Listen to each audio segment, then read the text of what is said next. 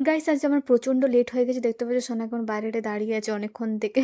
তো যাই হোক, তো আজকে আমরা কোথায় যাচ্ছি? আজ আমরা কোথাও যাচ্ছি না, এমনি বার হয়েছি। যেহেতু বাড়িতে বসে বসে অনেক বোরিং হয়েছে পুরো দিন, তাই রাত্রে একটু বার হই আমরা। তো যাই হোক, কখনো কখনো ভিডিও বানাই তোমাদের সাথে শেয়ার করি, আর কখনো বানানো হয় না, প্রত্যেকদিন সম্ভব হয় না।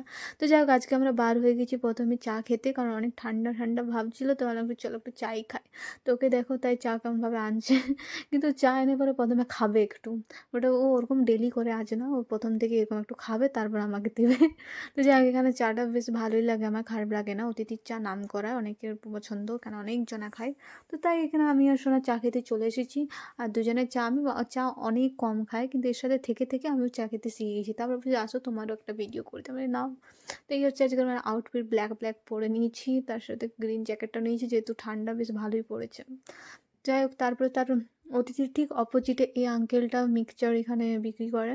তো এখানে একটা 10 টাকার মিক্সচার আমি নিয়ে নিই, আর মিক্সচারটা কিন্তু এখানে সেই লাগে, আমার তো খুবই ভালো লাগে মিক্সচার খেতে। তোমাদের কার কার ভালো লাগে তো বলবে।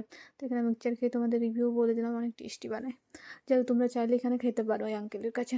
দেন আমি আজ সকাল সকাল ফেসবুকে ওকে একটা বিরিয়ানি মেনশন করেছিলাম, সেটা ওর মনে ছিল, ওটা শুনে আমার খুবই ভালো লাগলো।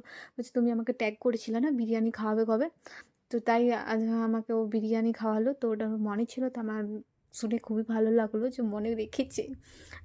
তো যাই হোক, ওখানে ও আমাকে বিরিয়ানি কিনে দেয় বাড়ির জন্য।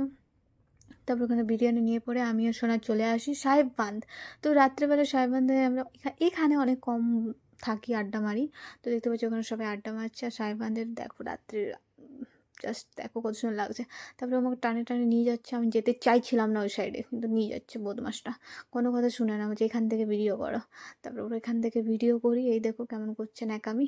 তো যাই হোক, রাত্রেবেলায় সাহেববাঁধটা বেশ ভালোই লাগছে দেখতে। আর একে দেখো অনেক দুষ্টু হয়ে গেছে আগের থেকে, কিচ্ছু কথা শুনে না আজকাল, শুধু নিজের জিদে থাকে। তারপরে বলছে এখানে লাইট আছে, এখানে আবার ভিডিও করো, কি জ্বালা, এর সাথে পারা যায় না। তো যাই হোক, ওকে ভিডিওর মাধ্যমে একটু দেখিয়ে দিলাম। আর আজকে আমার থেকে বেশি ওকেই আমি দেখিয়েছি। তো যাই হোক, তো এখানে আমরা মাঝে মধ্যে, বাট অনেক কম এখানে আড্ডা মারি। তো এখানে অনেকজন আড্ডা মারি, তো ঠান্ডাকালে অত কেউ আড্ডা মারে না, কারণ শীত পড়ে, তো তাই সবাই বাড়িয়ে থাকে। আমরা ওইখানে 5-10 মিনিট ছিলাম, তারপর চলে যাই।